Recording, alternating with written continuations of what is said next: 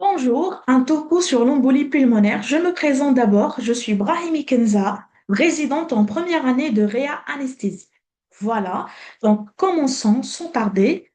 C'est quoi l'embolie pulmonaire? Donc, voici le plan de ce topo. Donc, on va commencer par une petite introduction, une définition de l'embolie pulmonaire, la physiopathologie, les facteurs de risque thromboembolique, la clinique, donc les symptômes, les examens complémentaires, la stratégie diagnostique et enfin thérapeutique. Alors, l'embolie pulmonaire, c'est une affection, d'accord, qui est fréquente, potentiellement grave, le plus souvent liée à une thrombose veineuse des membres inférieurs. Donc, embolie plus thrombose veineuse des membres inférieurs, les deux vont constituer ce qu'on appelle la maladie thromboembolique. Donc, la maladie thromboembolique est le résultat d'un déséquilibre entre l'hémostase et la fibrinolyse. La prise en charge est un défi diagnostique et thérapeutique. La mortalité à 3 mois est de 6 à 11% chez les malades hémodynamiquement stables, 25 à 30% chez les malades ayant des signes de choc. Mhm. C'est quoi l'embolie pulmonaire? L'embolie pulmonaire, c'est une obstruction qui est brutale, totale ou partielle d'une ou de plusieurs branches de l'artère pulmonaire par un embole le plus souvent de type fibrinochlorique ayant migré le plus souvent à partir d'une thrombose veineuse des membres inférieurs. Voici donc ici le trajet. Mon focus ici. Donc, ici, c'est l'oblitération des membres inférieurs, une thrombose veineuse des membres inférieurs. Donc, détachement de ce caillou, le plus souvent fibrinochlénique, migration de caillou vers la veine cave inférieure, l'oreillette droite, le ventricule droit et hop, l'artère pulmonaire. Voilà. Un peu de physiopathologie. Le point de départ de l'embolie pulmonaire, c'est la thrombose veineuse des membres inférieurs, favorisée par la triade de Virchow. Donc, qui est constituée de la lésion de la paroi veineuse, stase veineuse, état d'hypercoagulabilité, puis migration du caillot vers la veine cave inférieure, hop, OD, VD et enfin branche de l'artère pulmonaire. Donc, on aura une double conséquence, donc les conséquences hémodynamiques et les conséquences respiratoires. Les conséquences respiratoires, on a l'effet espace-mort et l'effet shunt.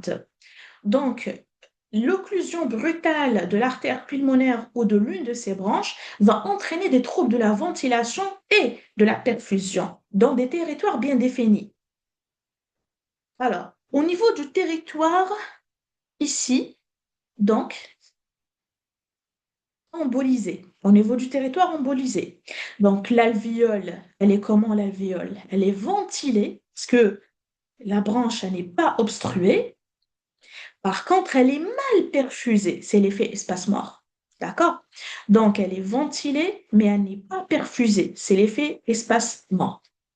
Par contre, ici, c'est une alvéole qui est bien perfusée par les alvéoles et le sang ici, mais elle est mal ventilée. C'est l'effet Shunt.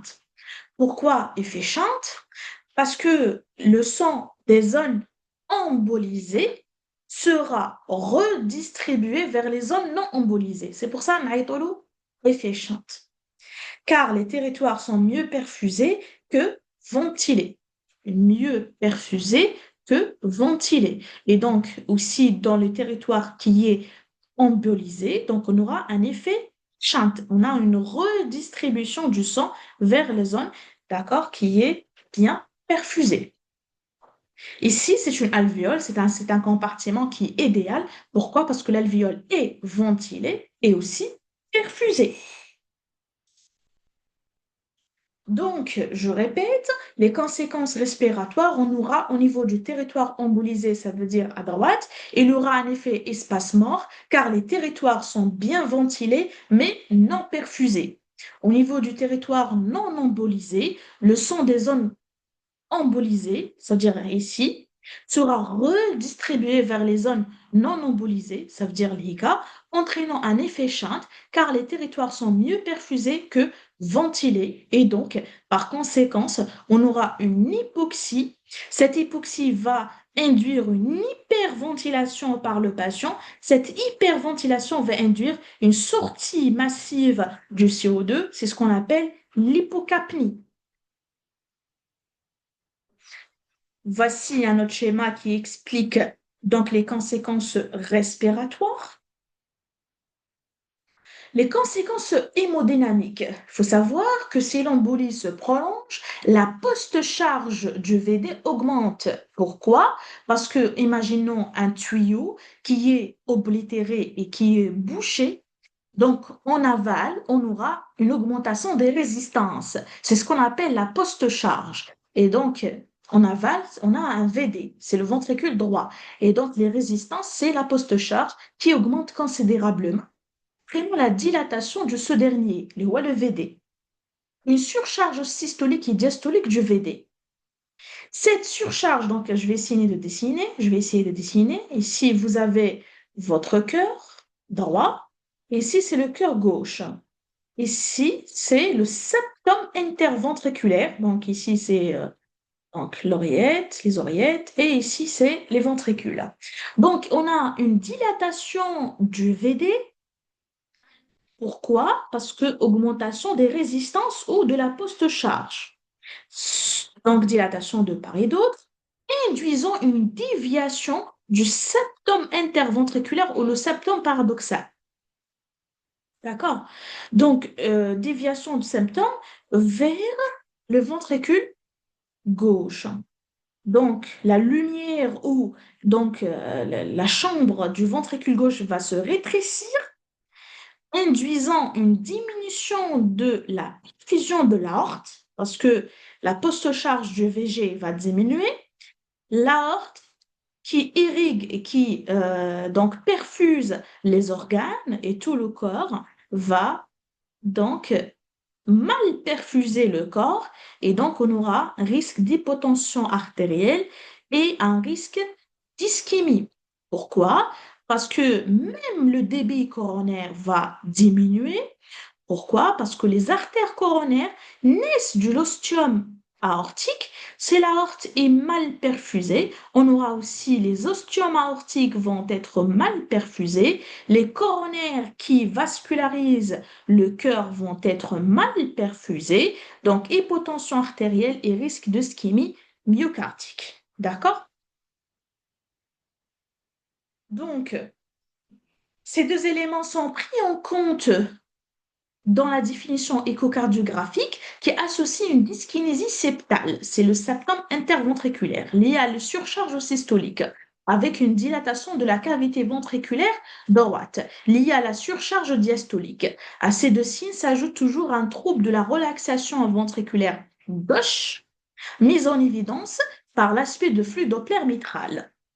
En somme, obstruction des vaisseaux pulmonaires induit augmentation de la post-charge du VD. Donc, les PAPS, la pression artérielle pulmonaire systolique va être supérieure à 40 mm de mercure. Mouvement de septum interventriculaire qui va se dévier vers le VG. Diminution de la précharge du VG et diminution de débit coronaire par hypotension artérielle et risque d'ischémie. Voilà. Quels sont les facteurs de risque thromboembolique? On a des facteurs de risque qui sont héréditaires et des facteurs de risque qui sont acquises. Les facteurs de risque héréditaires, tout ce qui est thrombophilie, déficit en thrombine, en protéines C et S, en fibrinogène. Quels sont les facteurs de risque qui sont acquises? On a les antécédents familiaux au personnel de maladies thromboemboliques, syndrome des antiphospholipides, immobilisation prolongée comme l'allaitement et le plâtre, l'âge au-delà de 60 ans, une chirurgie majeure récente, néoplasie ou pathologie sévère évolutive, grossesse ou postpartum, obésité IMC supérieur à 30, contraception orale ou traitement hormonal substitutif, des varices des membres inférieurs. Les symptômes, donc les signes cliniques ne sont ni constants ni spécifiques. Les symptômes qui peuvent être retrouvés sont la dyspnée, la douleur thoracique qui est généralement basithoracique, l'hémoptysie qui est un signe tardif, la syncope qui est un signe de gravité. Le tableau clinique est le plus souvent pauvre, ça veut dire asymptomatique, mais on peut retrouver une tachycardie et des signes de gravité comme le pouls paradoxal, l'insuffisance cardiaque droite, le choc cardiogénique, l'hypotension et rechercher des signes de thrombose veineuse profonde. Il faut savoir que toute dyspnée aiguë contrastant avec un examen pleuropulmonaire normal avec une radiographie normale est une embolie jusqu'à preuve du contraire. Devant une suspicion clinique d'embolie pulmonaire, le praticien doit formuler une probabilité clinique pré-test d'embolie pulmonaire en se basant sur une intuition clinique et en se basant sur le score de Wells et de Genève simplifié. Les diagnostics différentiels sont à reconnaître. Donc, c'est le pied, péricardite, édème, embolie et dissection de l'aorte. Et les causes de dyspnée aiguë comme l'OAP, le PNO, pneumopathie aiguë, exacerbation d'asthme. Les examens complémentaires qui orientent le diagnostic sont la radiographie thoracique qui est souvent normale, sinon on retrouve des signes en rapport avec l'obstruction de l'artère pulmonaire, dilatation, hyperclarté de l'éméchant pulmonaire, etc., etc. Des signes de bronchoconstriction, des signes d'infarctus pulmonaire, épanchement pleural inflammatoire, le CG qui est souvent normal, sinon on peut retrouver une tachycardie sinusale, des signes de surcharge de VD à type de BBD, donc bloc de branche droit, ou une déviation axiale droite, ou T négatif en V1, V2, V3 et aspect S1, Q3. Trouble de rythme supraventriculaire comme la FA. On peut réaliser une gazométrie mettant en évidence la triade hypoxie, hypocapnie et alcalose respiratoire dans les formes graves. On peut doser les didymères si la probabilité clinique pré-test est faible ou intermédiaire. Si la probabilité clinique pré-test est forte, on ne réalise pas les didymères, on passe à l'angioscan directement.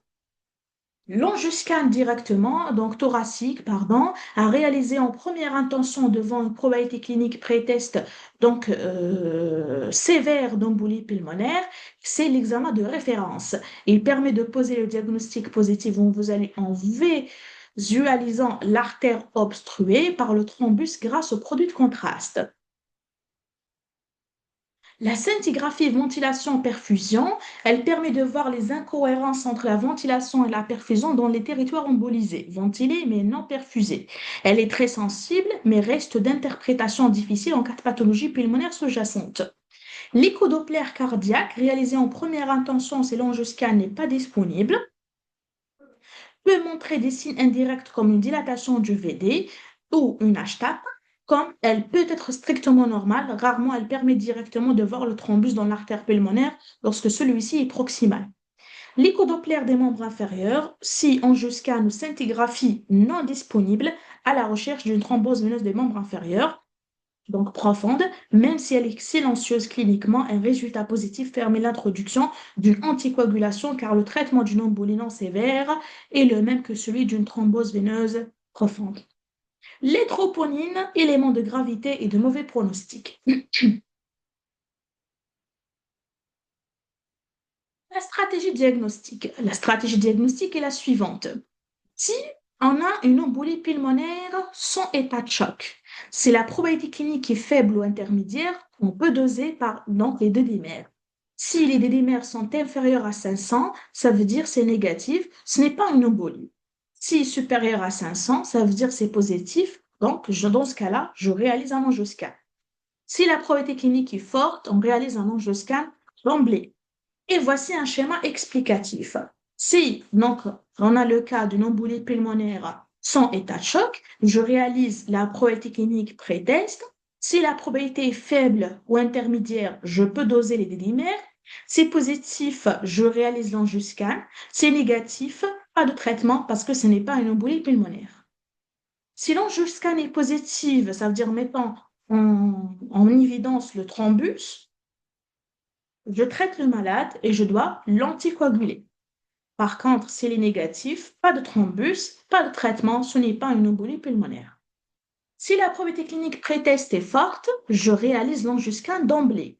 Si l'angioscan est positif, mettons en évidence le thrombus, je traite le malade et j'anticoagule. Par contre, s'il est négatif, je peux réaliser une deuxième lecture par l'échodoppler ou une scintigraphie. Si positif, je traite. Si négatif, pas de traitement et j'écarte le diagnostic. Dans ces cas-là, c'est l'angioscan ici. L'angioscan est non conclusif ou non contributif. Je peux réaliser un échodoppler ou une scintigraphie. D'accord? En cas d'embolie avec état de choc, c'est le deuxième cas. Si l'angioscan est disponible et que le patient est transportable, il est toujours privilégié, bien sûr. Si ce n'est pas le cas, on réalise un écho-cœur qui montre si on aura si l'écho-cœur montre surcharge du VD, je réalise un angioscan quand il sera disponible. Si absence de surcharge du VD, ce n'est pas une embolie pulmonaire. Donc, le diagnostic d'embolie pulmonaire est basé sur la présomption ou la probabilité, selon un faisceau d'arguments cliniques, électriques, morphologiques et biologiques qui viendront étayer le diagnostic. Seul l'angioscan est capable de poser le diagnostic positif. Parfois, les scintigraphies de ventilation-perfusion en dehors de cela, il ne s'agira que d'une suspicion d'embolie pulmonaire forte, intermédiaire ou faible selon les certains scores. Pour quantifier la probabilité clinique, on utilise le score de Wells et de Genève modifié. Ça, on a vu. Donc, embolie pulmonaire avec état de choc, si le scanner est disponible et le patient est transportable, si oui, je réalise l'angioscan d'emblée. Si l'angioscan montre des signes d'embolie pulmonaire comme le thrombus, donc c'est positif, je réalise la thrombolyse ou la fibrinolyse ou embolictomie. Si l'angioscan est négatif, évoquez un autre diagnostic ou un diagnostic différentiel. Si le scanner n'est pas disponible et que le patient est non transportable, je fais une échocardiographie à la recherche du cœur pulmonaire aigu. Si oui, patient non transportable, je fais le TO à la recherche du thrombus. Si patient stabilisé, je fais un angioscan. Sinon, pas d'embolie et rechercher d'autres diagnostics différentiels. Voilà un autre schéma. Donc, je répète. Suspicion d'embolie sans état de choc ou sans hypotension. Évaluer toujours la probabilité clinique pré-test d'embolie pulmonaire, l'algorithme de prédiction clinique, par le score de Wells et de Genève modifié. Si la probabilité clinique est haute ou embolie probable, donc je réalise d'emblée un angioscan. C'est embolie pulmonaire confirmée à l'angioscan, je traite et j'anticoagule le malade. Si pas d'embolie à l'angioscan, pas de traitement ou poursuite des investigations. Sinon, la probabilité clinique intermédiaire ou basse, c'est une embolie improbable. Je réalise les dédimères. Si les dédimères sont positifs, je réalise d'emblée un angioscan. Pas d'embolie, je ne traite pas. Embolie confirmée, je traite et j'anticoagule le malade. Sinon, c'est négatif, pas d'embolie et pas de traitement. C'est la même chose qu'on a dit ici. Regardez. Donc, dédimère positif, je réalise l'angioscan. D'accord? Voilà, c'est la même chose. Par contre, suspicion d'embolie avec état de choc ou hypotension, l'angioscan possible immédiatement. Oui, donc je réalise l'angioscan. C'est positif, traitement spécifique de l'embolie pulmonaire qui est la reperfusion primaire liée à la fibrinolyse comme aléra. Alternativement, embolictomie chirurgicale ou traitement par cathéter. C'est négatif, rechercher d'autres causes d'instabilité hémodynamique. Et si l'angioscan n'est pas disponible, je fais l'échocardiographie à la recherche de surcharge de VD. Si oui, pas d'autres tests disponibles aux patients instables, je fais la thrombolyse. Non, je fais pas la... Si oui, pas d'autres tests ou disponibles aux patients instables, je fais oui la thrombolyse ou l'embolictomie. C'est oui aussi, je peux réaliser l'angioscan si disponible et patient stabilisé et je poursuis ici le même schéma. S'il n'y a pas de surcharge de VD à l'échocardiographie, recherchez d'autres causes d'instabilité hémodynamique. Donc, voilà. Voici le score de Wells et de Genève modifié. Remarquez ici, donc il faut bien voir ici la différence entre les deux. Voici un autre schéma notre tableau qui montre la différence. Regardez, ce sont les mêmes items, ce sont les mêmes classes, antécédents d'embolie pulmonaire ou de TVP, chirurgie ou mobilisation, cancer actif, hémoptysie. La différence, c'est la douleur spontanée du mollet, Genève, qui est en plus, et l'âge au-delà de 65 ans. Et la fréquence cardiaque qui est ici stadifiée en deux stades. Ici, c'est un seul stade. D'accord? Mais le reste, donc, c'est le même item, les mêmes stades. Ici aussi, c'est le diagnostic alternatif probable que celui d'embolie pulmonaire, plus 3 points, qui est rajouté. Donc, comparer entre les deux, l'âge en plus, la fréquence cardiaque en plus, en deux stades, douleur spontanée de mollet en plus, et le diagnostic alternatif probable que celui de l'embolie pulmonaire en plus dans le score de Weiss. D'accord? Donc, il faut utiliser l'un des deux, le plus simple, d'accord, que vous voulez, que vous maîtrisez, pour stadifier votre patient. Enfin, la stratégie thérapeutique. La stratégie thérapeutique dépend de la gravité d'embolie pulmonaire. Donc, la stratification du risque est primordiale avant d'entamer le traitement. Ces risques élevés, définis par la présence d'un état de choc ou collapsus avec une pression artérielle systolique inférieure à 9. Risque intermédiaire ou faible, absence d'état de choc, embolie bien tolérée hémodynamiquement.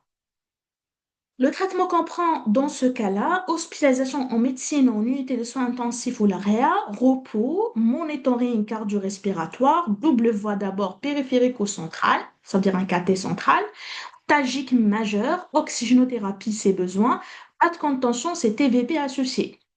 Le traitement spécifique d'embolie avec état de choc ou hypotension, il consiste à traiter l'état de choc par les inotropes positifs, par un remplissage vasculaire prudent, par la thrombolyse ou l'embolectomie chirurgicale en cas de contre-indication de la thrombolyse liée à la fibrinolyse. Et en attendant, commencer l'héparine non fractionnée, l'HNF à dose curative ou l'inoxaparine, mais je préconise un l'HNF beaucoup plus, d'accord? Pour prévention de l'extension du thrombus et des récidives, il ne dissout pas immédiatement le thrombus responsable de l'embolie pulmonaire, les HNF, comme la thrombolyse. Attention, attention, attention. La thrombolyse, c'est la thrombolyse qui dissout le thrombus. Ce n'est pas les anticoagulants. Les anticoagulants, ils préviennent l'extension juste du thrombus. Mais sinon, il ne dissout pas immédiatement le thrombus. C'est le cas de l'AVC, par exemple. L'AVC, quelqu'un qui fait l'AVC, on ne donne rien. On fait, si le délai est respecté, on fait la thrombolyse pour réduire et pour dissoudre, d'accord, le thrombus. Sinon, je ne donne pas l'aspégique si le délai est donc dépassé, comme ben, donc, on ne donne pas l'aspégique parce que l'aspégique ne prévient pas, ne dissout pas le thrombus. Il prévient juste l'extension du thrombus, c'est-à-dire il ne fait rien. Voilà. D'accord? On fait rien, on donne rien, donc on respecte. Sinon, on aura une transformation de l'AVC ischémique vers l'AVC hémorragique et c'est malheureux dans ce cas-là. Donc, je prénose une hyperinothérapie par la HNF ou l'inoxaparine pour prévenir l'extension du thrombus et des récidives et il ne dissout pas immédiatement le thrombus responsable de l'embolie pulmonaire comme la thrombolyse. D'accord? Dès que le diagnostic est suspecté, sans attendre les résultats des examens complémentaires. Le traitement spécifique d'embolie pulmonaire sont état de choc, anticoagulation, l'héparine, l'HBPM ou le fondaparinol, puis relais précoce à G1 par les AVK avec INR cible entre 2 et 3. L'héparine est arrêtée 6-5 jours minimum de chevauchement et 2 INR entre 2 à 3 à 24 heures d'intervalle. Ça veut dire je donne l'héparine et je donne les AVK en même temps à G1. Euh, c'est ce qu'on appelle le chevauchement. D'accord? Et après, en attendant que l'AVK donc agit, j'arrête l'héparine parce que l'AVK elle n'agit pas immédiatement. Et pour donc combler avec le temps de latence, je donne l'héparine, l'HBPM, ou ce qui, ils sont tous d'accord des anticoagulants. Voilà, et j'arrête l'héparine, le temps 24 heures après, d'accord, et entre 2 ENR, donc bien sûr, 2 à 3 DNR, j'arrête l'héparine et je continue l'AVEC. D'accord? Les AOD peuvent également être utilisés dans le traitement de la thrombose veineuse profonde et de l'embolie pulmonaire bien tolérée hémodynamiquement. Je cite par exemple, à titre d'exemple, c'est l'apixaban qui est un AOD. C'est des anticoagulants toujours donc de classe donc de découverte récente. Autre thérapeutique, l'embolectomie, si contre-indication thrombolytique ou échec du traitement médical ou persistance de l'état de choc. L'endartectomie, en cas de remodelage fibreux d'une embolie pulmonaire ancienne. Filtre cave, dans le cas d'embolie pulmonaire avec contre-indication aux anticoagulants ou en cas de récidive sous traitement anticoagulant efficace ou après toute embolectomie chirurgicale. La durée de traitement varie selon la cause. C'est réversible 3 mois, c'est idiopathique 6 mois, c'est récidivante au cancer associé, ça va être à vie. L'évaluation de pronostic de l'embolie pulmonaire repose sur des paramètres cliniques. Si donc l'évaluation de pronostic de l'embolie pulmonaire repose sur des paramètres cliniques, probabilité clinique et index de sévérité de l'embolie simplifiée, c'est ce qu'on appelle le SPSI, donc je sais c'est quoi. Paraclinique, dysfonction du VD, rapport VD sur VG supérieur à 0,9, hypokinésie du VD et élévation des biomarqueurs troponine et BMP ou pro-BMP. Voilà ici, si vous voulez, donc, si vous voulez ici, donc, la stratification du risque, pas de choc, évaluation de sévérité clinique et dysfonction du VD, نبداو في الوسط يعني en milieu. L'examen clinique, pas de dysfonction du VD, à l'ETT ou à l'angioscan. Et le SPSI, donc je sais quoi, c'est un score en tout cas, et 0, et pas de comorbidité, et pas d'autres raisons pour hospitaliser. Donc le risque ici de décès est faible. Et le lieu de prise en charge sera une hospitalisation courte, inférieure à 24 heures, et on peut anticoaguler le malade. Par contre, si toujours pas de choc, évaluation de la sévérité clinique et dysfonction du VD, à l'examen clinique, présence d'une dysfonction du VD, à l'angioscan ou à l'ETT, l'échocardiographie, et SPZ, donc PESI supérieur à 1, ou comorbidité sévère, là, je peux doser les troponines. Si les troponines sont élevées et positifs, donc le risque de décès est intermédiaire à élevé et le lieu de prise en charge sera unité de soins intensifs, soit la cardio, soit donc la pneumo et cardio-respiratoire, pardon, voilà, et anticoaguler le malade.